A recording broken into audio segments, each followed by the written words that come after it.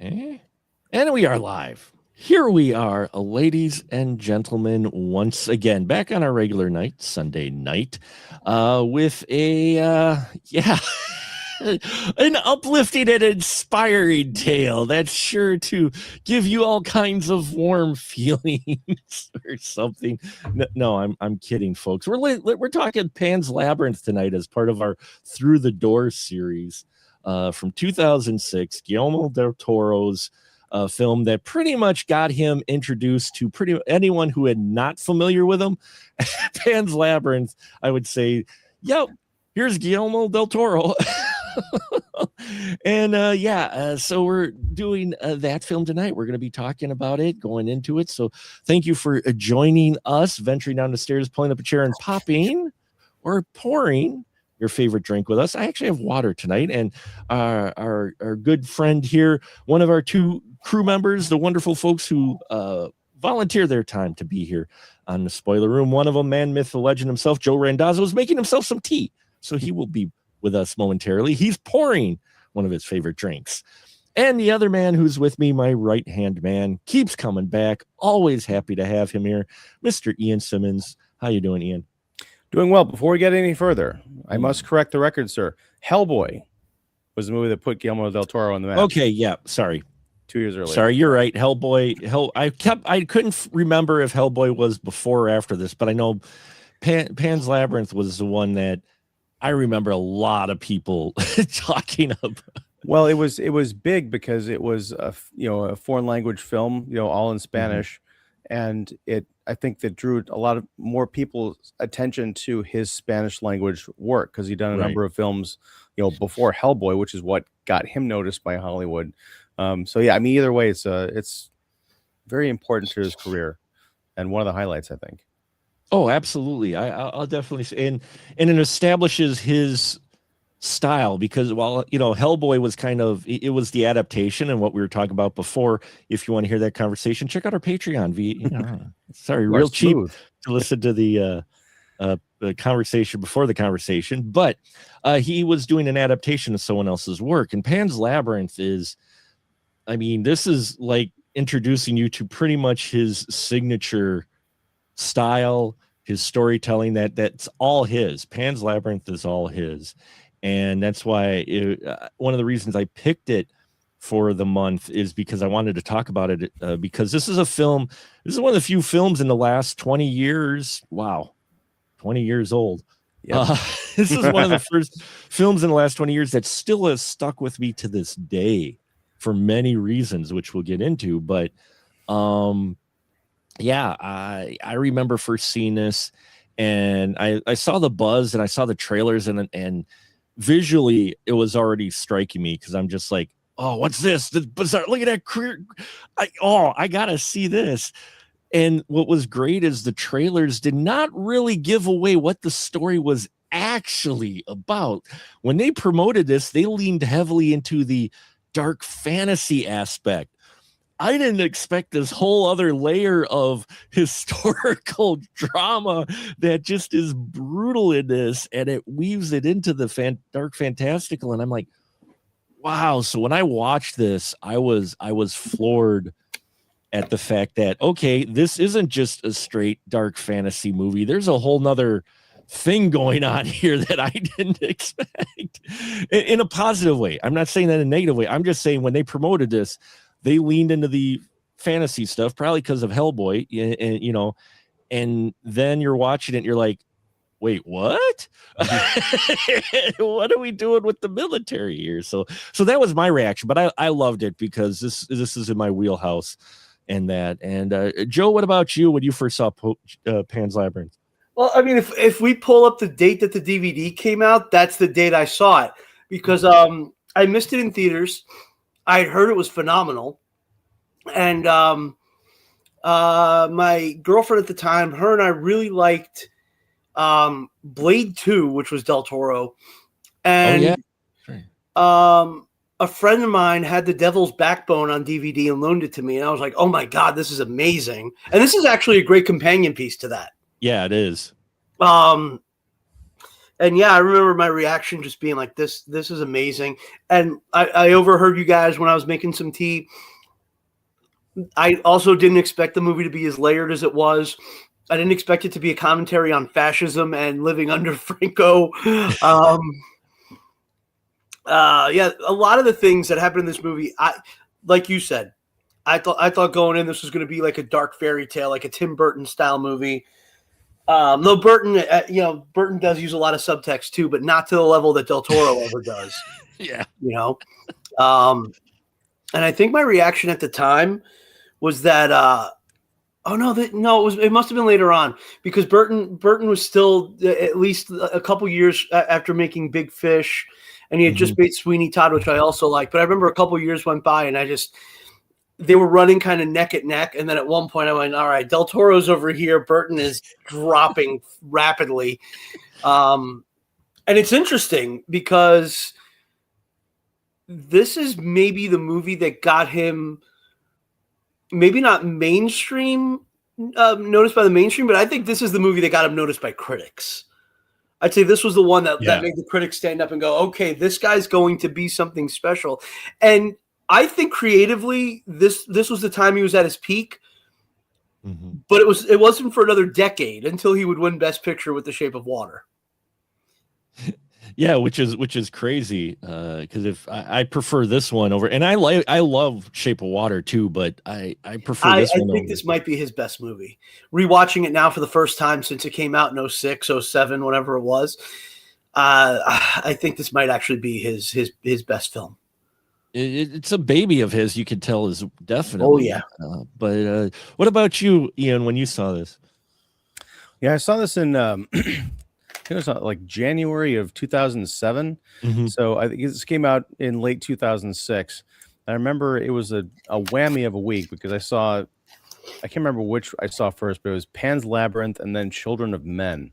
Oh, geez. Like quick succession. So it was like great way to start off. Feature. Yeah. But both phenomenal films. I love them dearly. But I'm glad to be here talking about one of our Through the Door episodes that I actually like the movie. Yeah. And this film underscores with a giant highlighter and a Sharpie marker and gold stars why the other movies we talked about in this series don't work. Because our Ophelia character is, she's a real little girl with emotions and curiosity and flaws. And she's in this world that is interesting, in spite of her. It's not just all about like what's going on in her mind. There's a big conflict that she is embroiled in, and there's so many here's that word again, layers to peel apart with all the different characters and thematically and just in terms of what is actually going on. It's a beautiful film. I'm there with you, Joe. I think this might be, I've only seen Crimson Peak once, and that movie really knocked me out. But I think this is probably his signature film. And I hate to say it, I don't think Del Toro has made a good film since Crimson Peak. I hated The Shape of Water. I despise his Frankenstein. I mean, we were talking about the Wuthering Heights differences. I mean, Del Toro, much like Emerald Fennell, claims to the press that it's his favorite. He wanted to adapt his favorite book of all time to the screen. And I don't even know if he's read it, honestly. Yeah, I didn't hate it. I still think the most faithful adaptation of Frankenstein is a 1972 TV movie called Frankenstein: The True Story. Excuse me. Which you can find on Blu-ray from Shout Factory. I think that was the closest we ever got to the novel done exactly the way Mary Shelley wrote it. But I felt like he spiritually had. I feel like he picked up spiritually what Frankenstein was about. It's just he obviously made a lot of changes that you might not be the biggest fan of, and we can litigate that another time. But we're not here to talk about that. But I would argue if you make that many changes, then you are not capturing or paying tribute to the spirit of the work. It's fair enough. Back to Pan's So we can Labyrinth. discuss it another time. Yeah, absolutely. That is Frankenstein, but we're talking about Pan's Labyrinth. But it's involving the same person, Guillermo del Toro. But this one he also wrote the screenplay for. And who would like to give the synopsis of this? Or I can do it. Joe, go for it. Well, Ophelia is 11 years old, I think, in Spain in the 1940s. Her father was a tailor who is no longer with us, died in the war. Her mother is now the lover, new wife of a fascist captain. And she is sent to live with them, or she moves in with her mother to live with the captain. Her mother is pregnant with the child that the captain swears is going to be a boy. Yes. Even the point where the doctor asks him, how do you know it's going to be a boy? And his response is basically some variation of, you're fucking with me, right? Yeah, he did. Yeah. He says basically, don't fuck with me, doctor. That's what it was. It was don't fuck with me, not you're fucking with me. Yeah. So she comes upon a fairy who leads her to meet. How do I describe this? A faun? Is that what he technically is? He calls himself Fauno or Fawn, but Fauno. Yeah, it is Fauno. Who tells her that she's actually a princess and her father is this really big deal in his world.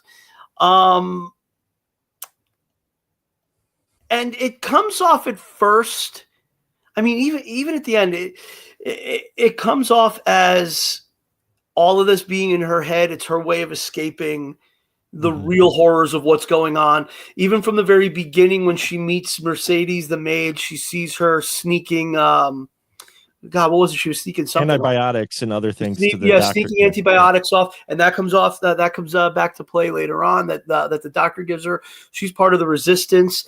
At the same time that Ophelia is dealing with, or not dealing with, is escaping into this kind of dream world. The resistance is in the mountains, basically about to strike, and the captain knows it, and he doesn't realize that he has the resistance right in his own home. And there's a line in there about overlooking the one of the main key people in the resistance, and we'll get to that because that's towards the end of the movie. I mean, I guess let's just kind of take off from there because everything. I mean, and her mom, who's pregnant, is having troubles with her pregnancy. Yes, because she's being moved around by this doctor, by this captain. By the captain, because the doctor tells him you should not have been moving her around, and he's not the kind of guy that takes any criticism well. No. Sergi Lopez plays Vital, the antagonist, the brutal, sadistic captain, to a T. And we'll get to the fantasy part of it in that, but I want to just pull up and talk about him right away because, you're dealing with, the fascist regime. It's based on, historical events. This is 1944, actually. So you've got the Allies moving into Europe, German-controlled Europe, and Spain was, I think people forget about Spain and what was going on there. They're under a fascist regime. And incidentally, Spain is the one that had the fascist regime for the longest. Yeah. Because it lasted well into the 70s. Right. So, I think people kind of forget that. So there's Del Toro right there kind of giving people a little history lesson like he likes to do. I mean, Devil's Advocate or Devil's Backbone is another one. Not Advocate, completely different movie. Well, Devil's Backbone is dealing with the Spanish Civil War, and I think the early part of the 20s. Right. But I mean, he's taking historical events. So here we have Vital, who that's just real quick, Mark. It's Vidal. Excuse me, Vidal. Pardon. We have Vidal here, who is an interesting character because you might picture him in, if this was Nazis, this would be the blonde hair, this would be like the Udo Kerr character. Yeah. But it's not. But what I think is interesting is they do give him a little bit more of a layer than just bad guy. He's not, the mustache twirler or the complete. There's moments in here where they actually show that he has some shit going on underneath of why he's doing it, but without exposition. You've got to pay attention with this character, because they have these moments, like the story comes up about the watch he has, which is kind of interesting. At first you're like, oh, he's got a broken watch and then he's working on it to make it work. And then you hear the story later that someone asks him, didn't your father give you his watch at the time he died so you could remember his courage? And you think back, they don't really focus on it, but you think back, you're like, wait, is that the watch he just got working? I mean, this guy's such a piece of work, but he's also more than just brutal captain. Or am I off on this, Ian? No, I mean, you're right. I mean, he is a bastard through and through. And they do kind of, suggest that his dad was probably not the nicest guy and he kind of grew up in the shadow of him. But they also go to great pains to show that he's the real deal. He's not just the guy to sit back in the tent and send other people off to do his dirty work. I mean, he's running up into the mountains, interrogating people. He gets into a firefight with a group of rebels, and he's up there, behind the trees, and then going out and just like shooting wildly yet accurately at a number of people. So, I mean, he's a really interesting character, and his very final scene, yes, it's twisted, but I think it's the most human that we ever see him. Like, I'm terrible, but my son, maybe if you can pass a little bit of something on from his old man, like, no, he's not even going to know your name. Yes, Just wonderful. One of the all-time great, like that, and Hans Gruber, I think, are up there as like great villain deaths. I mean, it's perfect because he's a guy who he seems to almost get off on the idea of having control over everybody, and everybody's going to do my bidding. And it's spoken in a line of dialogue that his father died with that wristwatch in his hand because he crushed it at the moment that he died, but his son can know exactly when he died. Yeah, that's and what he it was. has the scene Ian's talking about. He has a wristwatch in his hand. He stands firmly, head up high, and begins to say, I want you to tell my son. And that's when Mercedes says, no, he won't even know your name. And her brother shoots him right in the face. Yeah. Well, and he deserves it, though. He deserves it, though, for what he did. That's the thing is, it's. I wish we probably talk about what he did, too, because he did a lot of things in this movie. Oh, we'll get to that. But just the brutality we see him throughout. You're right, Ian. And then this is a guy who is not afraid to get his hands dirty. But again, there's something underneath too, because as brutal as he is to everybody, the one person he listens to for now, because she's pregnant with his child, is Ophelia's mom, Carmen.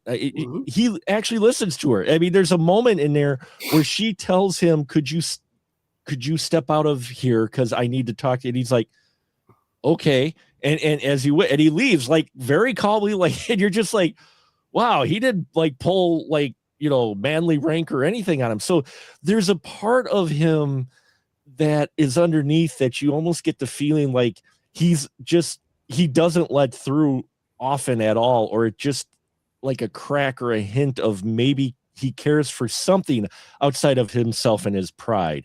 I mean, we're not even talking, this isn't even like a banner waving guy. This isn't like, oh, this is for Spain or whatever. He doesn't really do that rah either. It's like, I'm the captain, I rule this, like you said, Joe, and he this is my company, and we're going to take out these rebels. They're below us. Well, I mean, there's a bit more to it than that, because I mean, their essential mission is to stomp out the rebels who they believe are communist infiltrators who are trying to take over the government, right? So the one criticism I have of this movie, I didn't really pick up on it until watching it, tonight, is they give a dimension to Vidal that they don't give to the rebels. The rebels are one-dimensional cartoon characters who are meant to evoke nothing but sympathy. They're not real human beings. They are the good guys who are fighting for what's right. You've got the stutterer guy, you've got the kindly doctor, you've got the woman who's, Mercedes is infiltrating the the Death Star for all constant purposes, but there's no dimension to them. There's no question that what they're doing is a righteous mission. I would imagine that in a conflict that's been going on that long and is that brutal, there's some blood on their hands too, and not necessarily in the most flattering, like, oh, we're just shooting guys from a distance. I wonder what they would have done if they'd gotten a hold of one of Vidal's soldiers. So I know that's not the point, but it just gets a little bit heavy-handed in the kind of propagandistic sense of like, yeah, this is my reading of history. That's fair, but when he shows a bit of balance in one area but another, it's just a little bit of a head scratcher. Well, we do see what Mercedes would do if she gets one of these guys, because we see her do it to Vidal when he has her tied up. That's different though, because she's not trying to get information out of him. She's trying to survive. Right. She's trying to avoid being tortured. It's not like a good example would have been the ambush in the woods where she is rescued. The one guy makes it back on horseback. What would have happened if he had not made it back, if they'd stopped him? We don't get a chance to see what that would have looked like. Yeah, I do get what you're saying too with that, is that they're basically just out there and they're the good guy. I mean, that's all they are. Good guys. There isn't really layer to them. You're implied that these guys are just righteous in their mission. They're doing this. They're killing the fascists, so you don't really question it too much. But at the same time, it's like they're doing guerrilla warfare basically in the woods. But the weird part about it is they are communists. And what do we know about what happened in Europe after World War II at the fall of the Nazis? You have the rise of the communists, and they were not exactly great folks. So it's like, who are we rooting for here and why? Well, I think when you also realize that in Spain, the communists really didn't really come to power because Franco's regime kind of stayed in power for the next 3 to 4 decades. And yeah, I guess it makes it a little easier to be like, well, they never got to power, so we could kind of excuse it. But then again, when you see what did happen in history when the communists did get to power in other countries, then you start to question, well, why is it such a bad thing that Vidal is trying to stomp out this thing from happening? It's kind of like, well, the Nazis, they never really got anywhere.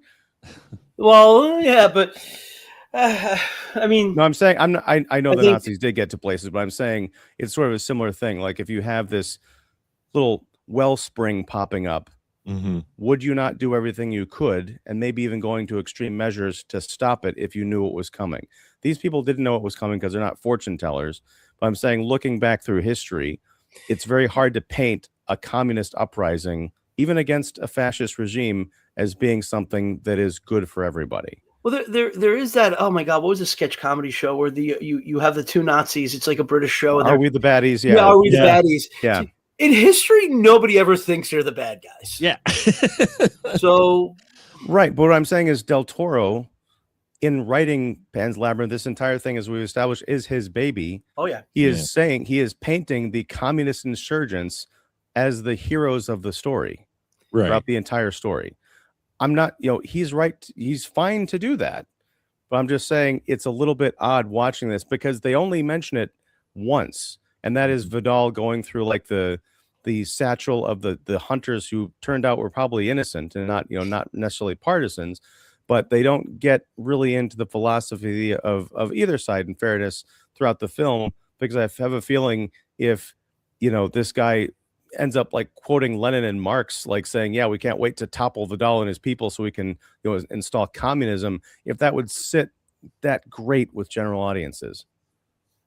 Well, I mean, I don't know if general audiences would necessarily even get that aspect of it, because the Cold War was not even 20 years removed from the time this movie came out, and that was all about the objective of stomping out the communist menace. But I would also say that they keep actual mention of the rebels being communist to a minimum. They refer to them more as just rebels than That's what I'm saying. They mentioned at the right, very beginning of this 2-hour movie, and then it never really comes up again. So it's very easy when you've got Vidal, who is doing all these monstrous things and executing people, to paint the rebels as being the default good guys, but without getting really back into what they are fighting for.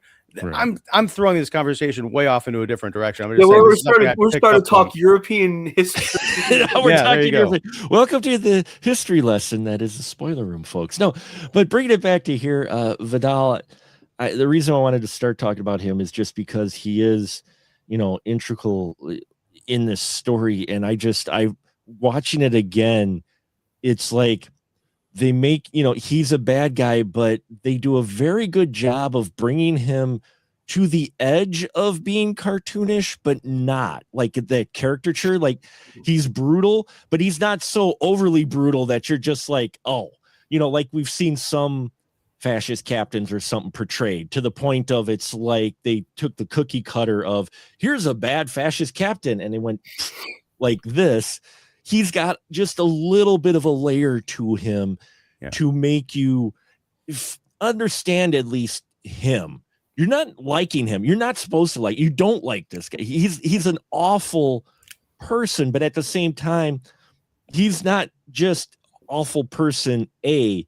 You get a little bit of a layer going. He's awful probably because of this. And here are his flaws because he is the way he is. And you're not meant to like him, you're not meant to forgive him, but I think it is good to give your villain at least a little bit more. It's why you mentioned it, why Hans Gruber is still one of the greatest villains to be on, because he's more than just the brutal guy who's killing people and there's some, he's a person, not just a caricature. And I think that his whole outline is there in his introductory scene where Ophelia and her mom are, in that kind of procession going through the forest, and they pull over because the mom gets sick. Mm-hmm. When they get to the camp, Vidal is looking at his watch and he's like, 15 minutes late. What's going on? The mom shows up and the doctor's there with a wheelchair. And he's like, here, we brought this for you to get you up to the house. And she's like, no, I can walk. And Vidal leans in and he says, please do this for me. Because he had said in front of everybody, here, I brought you this wheelchair to bring you to the house. That's a soft, direct order to his wife. But he's like, just do this for me. Well, and then you even have that just before that, when they're driving up and they pull over and because she's sick, and just before she has a conversation with Ophelia saying, now when you see him, call him father. And she's looking at him like, he's not your father. Call the captain your father. Right, because this is all about what the other people in that camp think about his authority. Right. Yeah. Down, not even just in the context of military, but down into the way that he treats his family and the way that they treat him with absolute unquestioning reverence. And it's not, you could have done that in a great big speech where he's like, I'm the captain and you will refer to me as what? No, they do it. And he's Del Toro is so good at these little moments that just inform the character. It's great to see. Mm-hmm. Yeah, and it sets it up, and you realize who you got right away, and it carries throughout the film. And this is a guy that you just more and more don't like, especially to the end, which we'll get to the end. But before that, we have our Ophelia character, who, Ivana Baquero plays her. And I just love her performance in this. I mean, for a young actress, the way she plays this character, I think you said it, Ian, she brings to this child character in a dark movie something that we mentioned was missing in the other previous films we've talked about this month, as far as what is going on and when she runs into weird shit. Because, I mean, she isn't like running screaming when she sees the fanciful stuff, like when she sees the fawn, who, oh man, I just love the Del Toro's mind when he gets to do his own thing, and the production design of this film and of the character, which it was Doug Jones who plays Fano, and in practical makeup that just looks freaking phenomenal. She doesn't go running screaming, but she is able to play this character to where you can tell she's afraid, but she's trying not to be afraid, which is different than just being, oh, hi, you're a weird horn dude down in this pit. No, you can see behind her eyes. She's like, this is freaking me out, but I'm not going to tell him he's freaking me out, but he's freaking me out. Oh, yeah. And I think that adds a layer too for selling Fano, because let's face it, when we all see him, we're like, oh. I mean, your immediate reaction is that's got to be the bad guy, because he just looks like, almost satanic. Mm-hmm. Yeah, and they play that right up to the very end with the, we need one drop of blood from an innocent. Yep. Hand me your baby brother.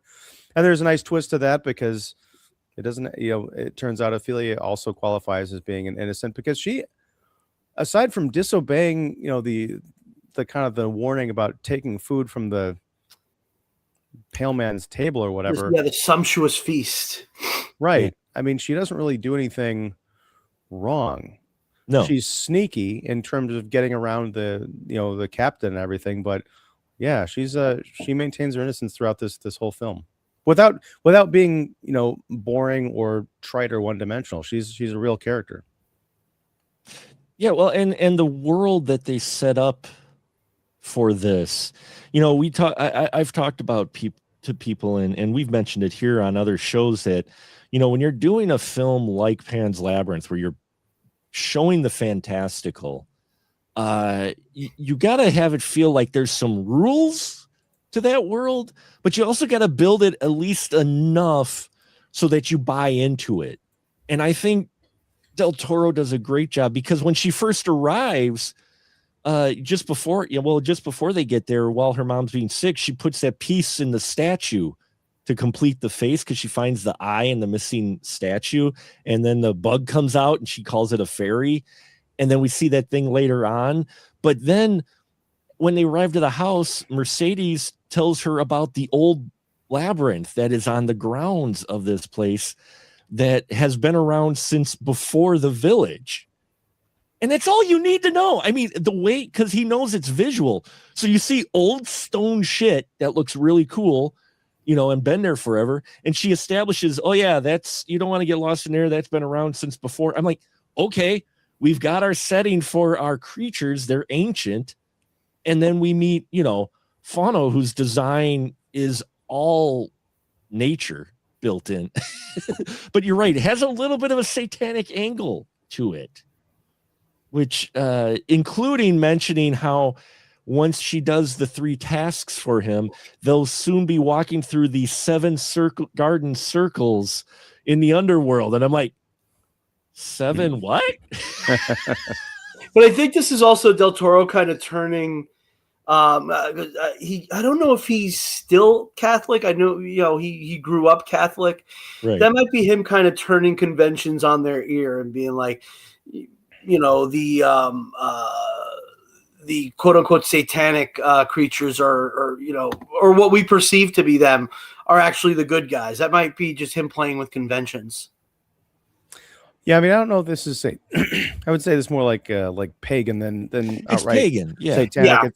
Yeah. There's a sinister quality to the faun, which ends up. Oh my God, he's Slugworth from Willy Wonka. Yeah. That's exactly what it is. And he shows up at the very end like, hey, you made the right decision and everyone's happy. I was working for the good guy the entire time. Is this real though? Like, is everything we're seeing definitively real? Yes. You think so? Yes, and I can say that because we have that entire prologue where the narrator with the faun is talking about this ancient mystical world and the lost princess and all that stuff. If that prologue had not been there, then I think the very final shot of Ophelia lying, bleeding, and Mercedes crying over her, then it could be implied that this was some fantasy that Ophelia had read in her books. But because the narrator is omniscient and it's not her talking about this kind of dream world, we can assume that it's all true. I mean, I know that in the reality of the story, it's crazy, but it's true, I guess. No, you're right that having him do the narration versus having Ophelia say, if it was Ophelia giving the narration, you easily could have bought in that she was reading from one of her books. Now you could also interpret it as she's picturing Fano narrating this story from one of her books, but that's a leap outside of film language. No, I know that's definitely a leap out. But yeah, that I remember that being debate for a while of whether or not it was all real, because he likes to play with that, because like at the end when the captain comes across from her when she's talking to Fano at the center of the labyrinth, we only see her talking. He doesn't see Fano, or he just sees her. Well, on top of that, you've got the tasks that the faun puts to Ophelia. One of them is, well, this isn't really one of the tasks. It's something he helps her out with the mother. Yeah, with getting that root in the bowl of milk, putting it onto the bed. Now, when she does that, the mother instantly starts feeling better and does better with the baby. When that root gets tossed into the fire, even if no one sees it kind of twisting and crying, the result is after that thing is dead, the mother starts bleeding profusely and everything goes south. So yeah, all the magic I think in this movie is real. There's not really I think if Del Toro was going for that, isn't she kind of hallucinating all this, there would have been more of an attempt to give the audience some more doubt, like placing an alternate angle on that, or having some kind of skepticism on the part of the characters, or having a couple of scenes where she's either talking or something, and suddenly an adult pops into the room and you find her, or they're looking at her and she can't, they can't see who she's talking to. I could see that, but yeah, watching it a second time, it definitely felt more like, no, this is real. This is real magic going on in here. Yeah. I mean, it's a fantasy, but it's not a hallucination. Right. Well, watching it now being 20 years older, because I didn't even realize when I scheduled this film that it was its 20th anniversary this year of Pan's Labyrinth. But, watching it again, I realized that the magic part was more real. And her, especially at the end after what happens, which we'll get to in a minute, it's like, oh, that's kind of the happy ending to this, and you need that, because I was like sitting there going, okay, it ends on a downer if you take this as all being in her head, and I'd rather think of it the other way because it's so brutal. It is, especially, when she gets shot. It's not like she dies right away. It takes her a long time to pass away, especially because there's a shot of her like lying on the ground. Then Mercedes comes over and she's just lying there and her eyes are fully open. I don't think she's moving. But then we go in and we see the whole kind of old and afterlife thing. And when we come back out, she is breathing. We see that little bit of a smile, like, how long has she been laying there with that bullet in her? Oh. I mean, she's starting to turn like gray, but you could hear her breathing when Mercedes first finds her, which is like, oh my God, she's still alive. Yeah. Oh. Yeah. It's because, yes, folks, what we're talking about is if you didn't like the bad guy, I mean, if you were kind of on the fence about the bad guy for all the other horrible stuff that he did during the film, we put a nice little nail in his coffin, literally and figuratively, when Ophelia, who, the first task she did for Fano was successful. The second one, she broke the rule because she goes into this fantasy realm and she has to get a knife out of a vault, basically, that's got a key, and there's this huge table full of delicious food, and one of the creepiest creatures ever to put to cinema, this really also played by Doug Jones, this very skin hanging, creature where you see images like in the mural of it consuming children, and there's a pile of shoes alluding to the Holocaust, piled up, and she breaks the rules and she eats a piece of fruit, and you get that wonderful eyes in the palms look it's still creepy. I watched this film, it's still fucking creepy, and it became like a major part of the marketing, even though it's not in the movie for very long. It's not very long. So she broke the rule, and Fano gets like pissed at her, and he bails on her. He says, yeah, no, you're gonna die out here as a mortal. But then he's like, oh no, you know what, I'm back. Tell you what, bring your brother. It's a full moon. We need the blood of the innocent to open the portal to take you back to the realm so you could be immortal. And she's got the baby there, which is, of course, her baby brother from our sadistic captain. Who was just born. I don't know how much time has passed. And her mother dies in childbirth. Yeah. And the mom dies in childbirth because of this kid. And then the rebels strike, and the captain makes his way into the labyrinth. And he comes up on Ophelia, and he takes his son, and he shoots Ophelia. Yes, this film was released in the U.S., and we have a child who gets cold-blooded murdered. Yeah. I remember watching this, and it's not often my jaw drops. My jaw dropped because they literally and figuratively pulled the trigger on doing something that they allude to that he would be willing to do, the captain, but you're like, they're not going. And you keep thinking like the rebels are going to make it and stop this just in time, and we don't get that. The rebels arrive like seconds after he shoots Ophelia. As soon as he turns around and walks out, baby in his hands, that's where you have Mercedes and her brother standing right there, and like a militia behind them, and the captain at this point, I think at this point all his men are dead, because I think right before this happened, he's told by his second in command, we have like 20 guys left. Yeah, they got 20 guys left, but he knows I'm not making it out of this alive. That's when he clutches the watch and goes into that scene we were talking about earlier. Tell my son. Yeah. But so that's why you don't feel bad at all when he gets your son's not going to know your name, you bastard, because he literally kills Ophelia. And the thing is, the way this is probably Del Toro's best film, because just this whole sequence, the way he handles it, the way he directs it and everything, the way it's acted by everyone involved is exactly what you want from that moment. Because it's not played up like, very dramatic. We don't see it on camera, him actually pull the trigger and shoot her. We hear the sound, but his hands just blow out of sight. And then we see her reaction, and she comes up with the blood.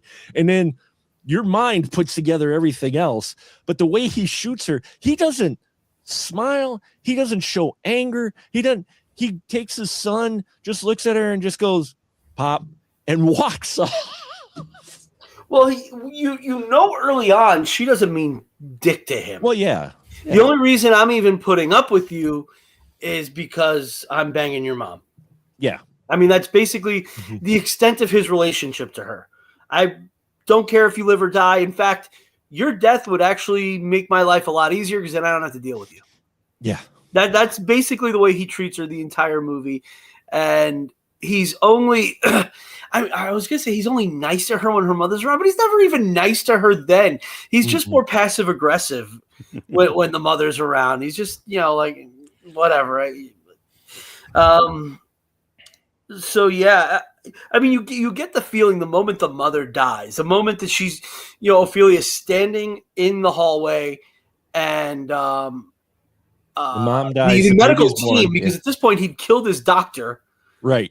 Because he discovered that he was helping the rebels, and the moment you hear them tell Captain Vidal that we saved the baby, but the mother is dead. I mean, he even tells his doctor, if there's a choice to be made, save the baby. She doesn't matter. He just wants an heir. Yeah. Yeah, that's all he wants is an heir. And that's why this is a guy who's not afraid to die. So you're not going to win by killing him. You have to win by taking away the only thing that matters to him, which is I have an heir. He's going to carry on, carry on my legacy. And the only way you're going to hurt this man is to tell him right before you kill him, you have no legacy. And I think that's why it's just such a perfect way for him to go. You took away the one thing he gives a shit about. Oh, yeah. But you mentioned it with the Doctor and the Resistance, and we've talked about how it was a surprise. You have this whole period war piece underneath these dark, fantastical storylines you have in here. But Del Toro handles it like you could take out, not that we would want to, but you could take out the dark fantasy parts of this film, put in maybe a little bit more with the rebels and some more character, and you'd have yourself a war picture. I mean, a serious handled war picture. I mean, it's not like he handles the warfare and the the espionage and all of this secret stuff with like kid gloves because I've got fantastical creatures in my movie. No, he still handles it with with the Doctor. The Doctor is, things, as you imagine with these films, things start to fall apart. The captain starts suspecting more that, at least the Doctor is in on it, and Mercedes, might be in on it. And he's having more suspicions, and we see things, and they capture one of the rebels, the stutterer, and they torture him. And the Doctor comes down to treat him because they wanted to torture this guy some more. Mm-hmm. And then you get that wonderful scene in the bed where the captain takes the vial of antibiotics, like the one they found at the rebel camp, and he just slides it into his pocket. And it's so like subtle, but then he comes back down after he realizes, the Doctor is in on it. And he holds them up side by side so we can see what he's seeing. Right. Because these are the antibiotics that Carmen is sneaking out earlier in the movie because the Doctor hands them to her. Right. But what I love is, and what made me trigger, and it's a long path. I apologize, folks, but the captain comes back. The Doctor has peacefully put the guy they tortured basically down. He gives him a nice little solid shot of morphine, I imagine, like just let him pass and not feel pain. And there's this wonderful just bit of dialogue between the Doctor and the captain, and he's like, you killed him, and he's like, yeah, and he's like, and they both know this is it. The Doctor knows this is it. He knows when the captain comes back down that the it's up. He's caught. Yeah, and he doesn't even bother trying to cover it up or anything. He basically comes out and just tells the guy, yeah, I killed this guy because I know what you're going to do, and I know you know that I've been doing this. And it's more. I told you not to let him die. That's right. And he basically says, well, so yeah, I don't remember the exact verbiage, but it's something to the degree of sometimes you just got to do what's right, not worry about what other people tell you to do. Not worry about orders, just worry about doing what's right. Yeah, and we see right before this scene, we see the doctor. We see Vidal brutalize this guy, coming at him with different tools and telling him, when I use this tool on you, it's the very beginning, and I might not trust anything you say. Pulls out a second tool, and he's like, "This one's going to make us really close friends." Then he pulls out another one and says, "By the time I'm using this one, I'll believe every word you say." Right.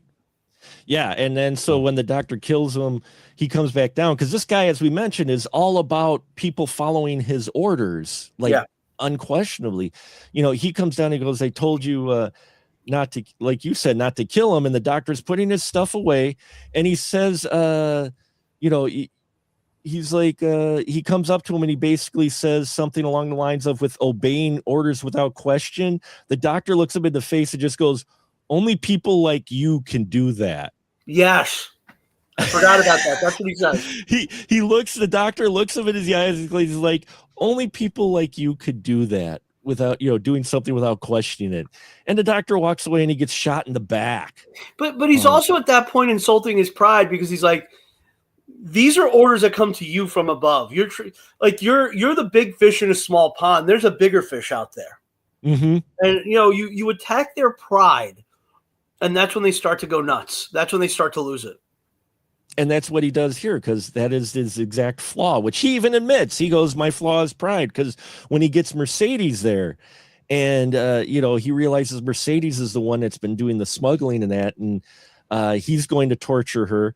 He says, it's my pride because she said you overlooked me. I was invisible. And he goes, I guess that's my flaw, pride. And then he starts going through that same dialogue with the torture items. This is only she snuck this knife the whole time in her skirt, and she cuts the ropes and does one of the most brutal stabs I've ever seen. It cuts open the side of his face. But yeah, they established that knife early, because she's got that knife throughout the whole movie. It's constantly just rolled up in her shirt. She unrolls it when she needs it to cut whatever she's got to cut. It was they did the rule of three. Yeah, the third time it comes out is to attack Vidal. Yeah, and the rule of three, and that's what's so brilliant about this film, is that all of these elements he sets up so they're not all out of just left field. Especially her knife, the rolling up. We see it twice. Third time she pulls it out. Not only does she cut her ropes, but while our prideful captain is whipping out his tortures. I'm not even talking about this cut, because the cut in the face, I'm like, okay, that's kind of the Joker. You want to know how I got these scars? 2 years before that, by the way. Yeah, I was going to say, this is 2 years before that. But the one that makes me wince every time I watch it is the one where she just stabs him in the shoulder blade. And we've seen that before, and we figure, she's just going to go like this. No, she stabs him, and she runs the knife out. She drags it. It's brutal. I'm just like... And then when he's showing himself back up afterwards, because she walks back out, and she walks right past the guard, and the second in command is like, wait a minute. Wait, stop her. Wait, he wouldn't let her go. And she manages to escape into the woods, and we get that great scene where they follow her, and you get the the Yandu whistle, basically, like just great scene again. A great scene in a movie that's filled with great scenes too. Yeah, it is. And the poor captain, he needs a sharper needle for his stitching, because that thing was dull, because he's struggling, and you're watching him in the mirror trying to, and you're just like, oh, God. It's showing us, it's seeing if we're going to struggle. It's you struggle with it visually, because we've all, it's an old Dario Argento thing. And Del Toro is a big Argento fan.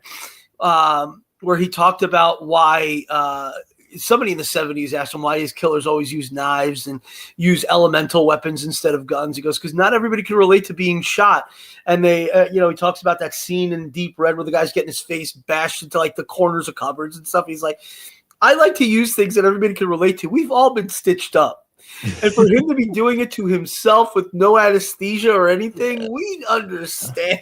Well, and then he does that. Del Toro manages to work in just a little slice of humor into this, because after he stitched it up, he goes to take a shot from his liquor, and he's like, and he comes through the band. Blood and the booze comes through the band. Yeah. Oh, it's nasty. And well, even with that, Mark, because this is at the point where the rebels are just coming out to attack. Just before they attack, Ophelia is sent on her task to get her brother by the Fawn, and she has this vial of medicine that was given to her mom, which was supposed to, take care of her illness, calm her down. And we, again, in rule of three, like you were seeing, Ian, we see it 2 times before this. The little girl notices it. And the third time she uses it to drug the captain. But again, it's another thing that's not out of left field. It's not like she sees the vial and then, suddenly on the table and uses it right away. She's seen it a couple times before and understands what it does. and she uses it. So he does great in setup. All these little things that when you pull the trigger, or no pun intended, or do these things, it makes sense within the context of the film. It's not just out of left field, or she just doesn't know these things. It's all set up and execution, and he does all of that, I think, really well in this film. Really well. Yeah. We got some comments here on the side. We got Billy Judd showing up, who let's see if we can pull these up. There we go. He says, "Hi guys," and then mentioned Doug Jones didn't know the film was not in English. I'd almost believe that. But apparently, though, the legs too for the fauna were not CGI. Those were practical. Apparently the suit was very uncomfortable. It was like a variation of stilts that they used for it. But and he's a bit of a contortionist himself. So, but apparently it was not comfy at all. No, it wasn't. And then we have Jim Henson's Labyrinth is better. I do not agree. I do not agree. Well, we have Genma who mentions that that's like saying E.T. is better than Alien. Don't think it's a very good comparison. I have to agree because they're two different films altogether. Yeah. But, this isn't going to be for everyone's cup of tea because it's dark, not only fantasy, but just dark in subject matter and brutality. As we mentioned, a child actually dies, like is cold-blooded murdered in this, it's brutal throughout, and it's scary and grotesque and oddly gothically pretty. This film is gorgeous. It is a gorgeous movie, yeah. Oh yeah. Just real quick on that Labyrinth versus Pan's Labyrinth. I want AI to make a version of Pan's Labyrinth that has David Bowie as the faun. Like just swap in the Elf King. Yeah, there you go. Yeah, there you go. There you go. Sure. Now I'm picturing that. Wow, that's just that.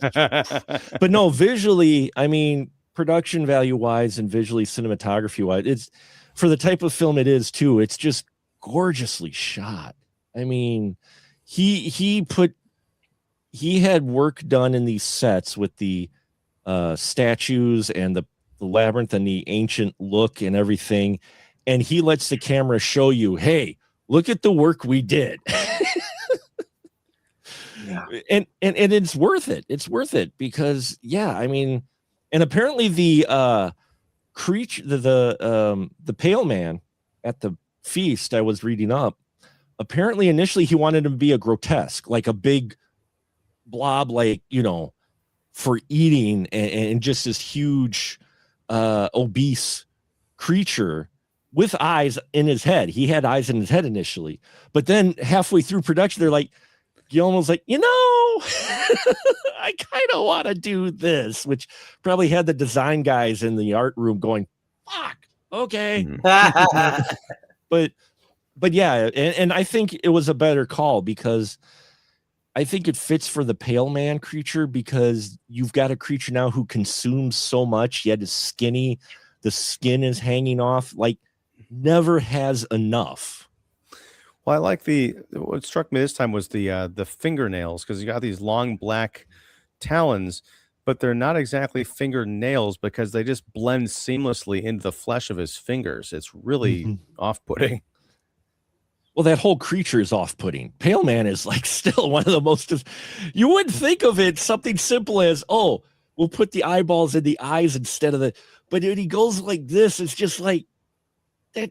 Oh, it's still unnerving. Doug Jones is fantastic in that scene too. Yeah, he is. He gives the Pale Man characters so well, and he was wonderful as Fauna too. I mean, from end to end, this film is fantastical. It is like a grim fairy tale almost. If you think about it, the way it plays out in many ways, it's it's got all your dark elements in here as well. And we talked about it. And one final thing I want to talk about, because the final scene in here is interesting with the passing of Ophelia. When she does pass, she finds herself in this very regal room It's probably the only one that they didn't build the whole thing, most of it, but not all of it. But she meets who is her father, and her mother's there, who happens to have a kid, by the way, if you notice. And it's very Christ-like, but not. I mean, he the king, the way he has his crown and that. I mean, I shouldn't say Christ-like. I should just say Christian, like, it's the way they portray like God or the afterlife or whatnot. In some way, he's an old guy, beard. He's got some of those elements in here, and I was like, okay, because there's a lot of gold around there and that. I'm like, that's where I think a lot of people were wondering, okay, did she actually like die and go to her version of heaven, or was it real? Because it's got all of those elements in there. But at the same time, maybe he's saying, hey, guess what? Christianity borrowed a lot from pagan rituals, including, portrayal of afterlife. The final scene is just interesting in the elements he puts in there when I watch it. And I watched it, watching it again this time, I'm like, I don't know. It's got the spirit of what you would see someone maybe in the afterlife running into, the gold and the stained glass windows and behind and that. But maybe it's just me because I was raised Roman Catholic, so maybe I was just having PTSD flashbacks from that. I don't know. I can't speak to that. I don't have Catholic PTSD because I'm a practicing Catholic, so I can't. I was also raised Catholic, so I got a lot of the. No, there's just a lot of imagery. I'm not saying that he's specifically going for that, but the way some of the elements in that were put together, it just gave me the feeling of like I was back in church. And some of the paintings and such you see with gold and on a throne and all of that. I don't know. Maybe again, it's just me, but I just thought it looked like something out of the Star Wars prequels. And the thing that still strikes me as kind of funny is the fawn is like, okay, so you can take your place in the throne next to your father. Yeah. How's she going to get up there? How's she going to get up there? I've always wondered that. That was the thing that I saw with those 3 thrones. I was like, this seems like it would be a lot of work. Yeah. I'll stay here on the ground. You guys do that. Or is that the best version of eternity? I have to sit in this damn What is chair? the use of being God if I have to go climbing this thing every day? It's like, oh man. Whose idea was that? I just sit here. Oh, mine because I'm the god? Oh shit. Don't listen to everything I say, guys. I need a little pushback here. Tell me when something's a terrible idea, like a throne 30 feet in the air. Probably not the best idea you had. Oh. So, final thought, Joe, with Pan's Labyrinth. It's going to get a little personal here because I was very late. I was a very late birth for my parents. My father was 52 when I was born. My father was born in Italy in 1929. So if you start doing a little bit of math, my father was born in July of 1929. In Italy at the time, military service was compulsory once you turned 16. Mussolini was lynched in a gas station in April of 1945. So you do the math of what would have happened 3 months later had Mussolini not died. My father would have been forced to become a brown shirt. So a lot of this for me, it's a lot of it is hearing the stories because my parents grew up in Italy in World War II. They grew up under Mussolini's reign. So a lot of the stuff that I would see, a lot of the stories that I would hear from my parents and then see in this film, it struck a different chord with me because, like, to me, it sounded like the kinds of things that they would tell me, about what happened in. I mean, obviously not the fantastical stuff, but I'm sure they all knew people who were on either side, whether they were pro Mussolini or if they were among the rebels. So the story takes a little bit of a personal tone with me. And I'm a kid who loved fantasy films and horror films and all that stuff growing up. And this movie, I feel like it's the perfect mix of doing a historical World War II drama set in Europe with, the small band of resistance, which I always like this stuff better than like your giant war movies where everything's like a big war set piece. I always like these better, but I realized as I'm getting older, I always like the smaller stories anyway. I always like the stories about, small groups of people as opposed to these giant things. So it kind of struck a nerve with me there that I feel like it's kind of the perfect mix of doing like a historical World War II drama, a fantasy film, and at times a horror film. And it does a good job of mixing the fantasy horror with the real life horror. And going back now and I've seen every Del Toro film. Going back now and looking at it, and it's been a few years since I've seen it.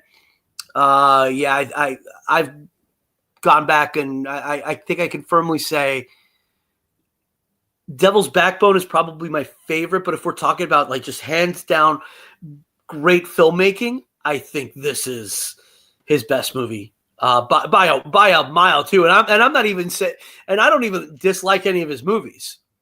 I just think this is his best movie, period. And I think it's way better than everything else. And I think everything else of his is at the very least good.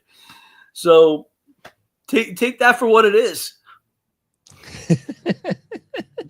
And Ian, for you, sir, your final thought?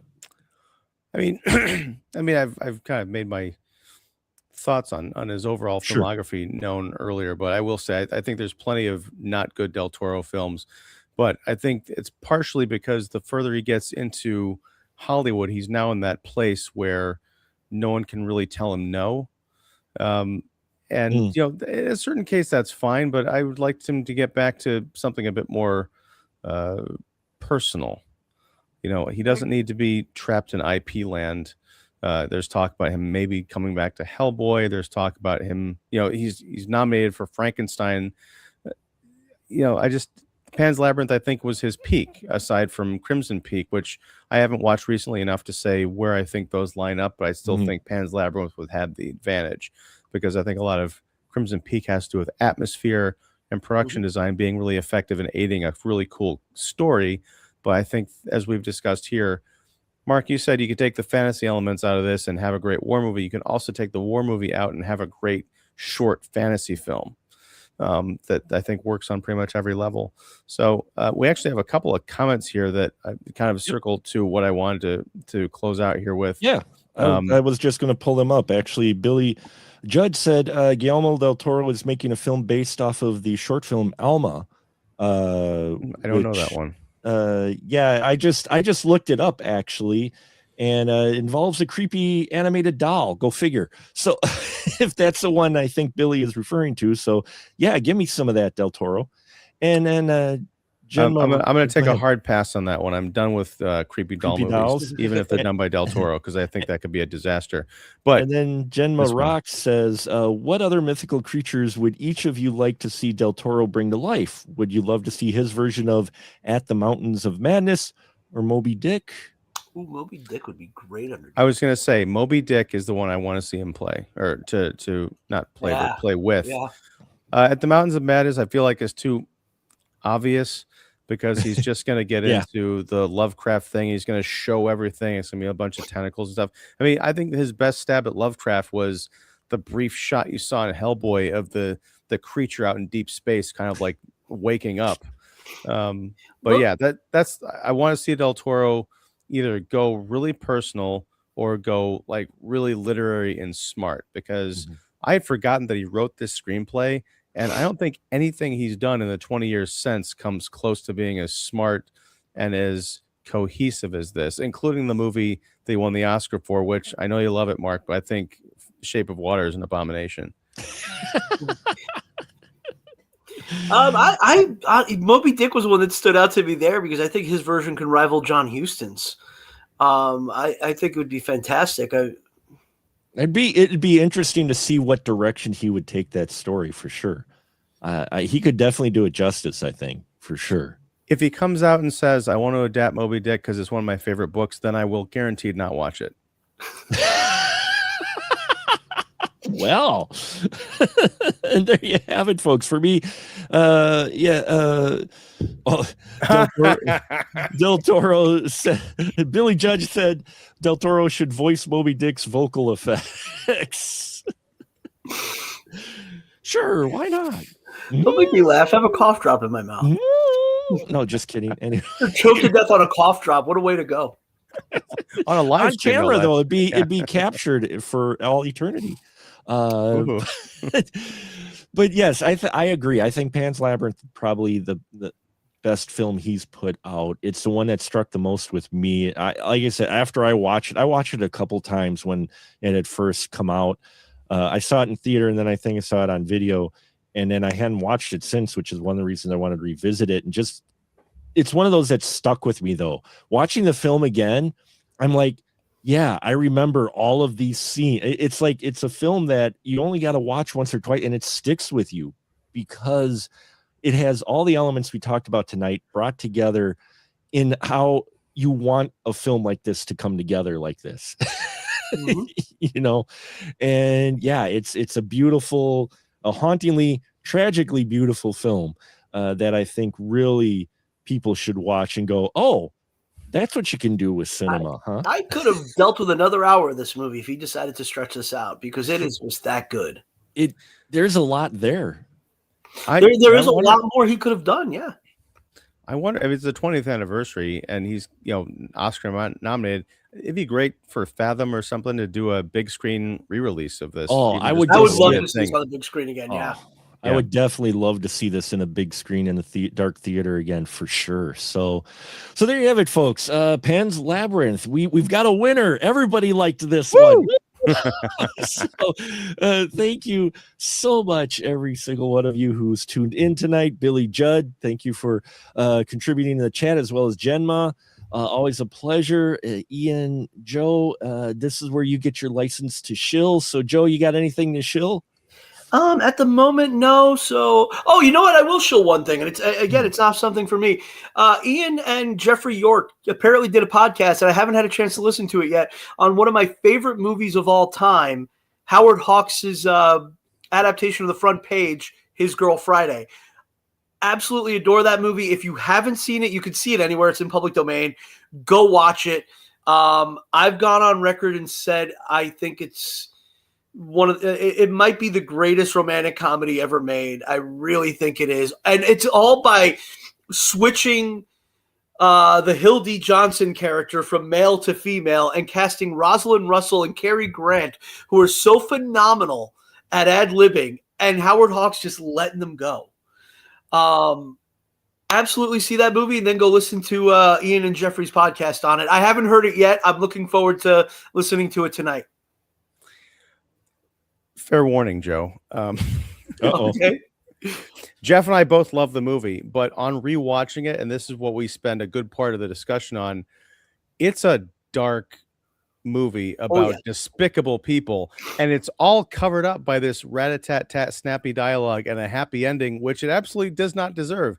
I've seen only like a couple of times, I think, in my life, and rewatching it for that show, I was like, wow, these people are messed up. And not even just like Hildy and Walter, I was gonna say, but like including all the reporters in the press room and the politics and everything surrounding it. Like, you can watch this movie once and just kind of get a feel for it, but if you watch it twice and really pay attention to what's going on in the heart of the story, it's a dark freaking movie. I love it. And the more times you watch it, the more you notice different lines of dialogue that are in there and different things that different characters are saying and doing. You're like, oh my God, that's absolutely horrible. Yeah.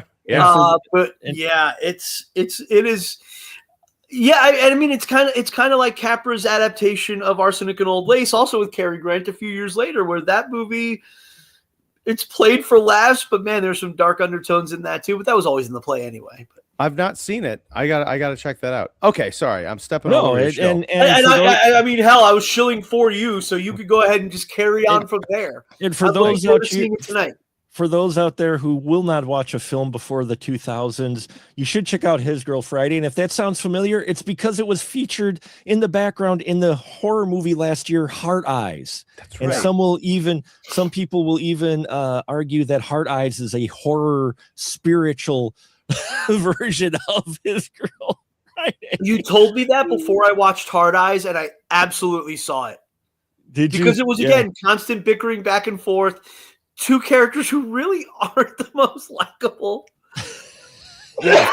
So there's that reference there, folks. And yes, Ian, go ahead. The floor is yours, sir. Oh, well, thank you. As Joe alluded to, I am Ian Simmons of Kicking the Seat, which you can find at kickseat.com, and also right here on YouTube. I do interviews and reviews and all that other good stuff. If you dig through the kickseat.com archives, you can find an interview I did with Doug Jones back in 2009. That was very fun. He's a lovely individual and everything you could hope to see in a human being, much less a Hollywood actor. And yeah, I'm also here on Sunday nights talking movies. And this Wednesday, we're doing a live stream at 8 p.m. Central on kickseat.com or on the YouTube channel, specifically talking Wuthering Heights, the Emerald Fennell adaptation at 8 p.m. Central. I can't wait to watch and talk about this movie. Okay, I can't wait to talk about it. I'm kind of dreading seeing it, but we'll see. I might be surprised. I might surprise myself. It might surprise you. You never know. Sometimes when you go in with a low expectation is when you find that you actually like something. I'm going in with a flaming torch, Joe. Flaming torch. And yes, specialmarkproductions.com for all your Movie Man needs for our archive as well. We will be hitting episode 600 later this year. We are close. We're only like 20 episodes or 22 episodes away from it already. Wow. So looking forward to that. But yes, head out over there. I've got a written review for a rom-com. I know, don't have a heart attack, called Solo Mio. That's up. I've got a number of reviews up and more coming this week. I've got a bunch of disc reviews that I'm going to be doing. There'll be an interview with an actress and producer I did that'll also be on the YouTube channel. I do a little bit of work sometimes, not a huge amount. But yes, thank you so much. And next week, join us again, Malkovich, where we will be talking about Malkovich, and we are going to be talking about being John Malkovich as we close out our Through the Door month, and that'll be a fun conversation for sure. So stick around, folks. Like, subscribe, bells and whistles and all that here, and like and love all the stuff here that our crew members do. And until next time, we'll just say good night, everyone. Good night.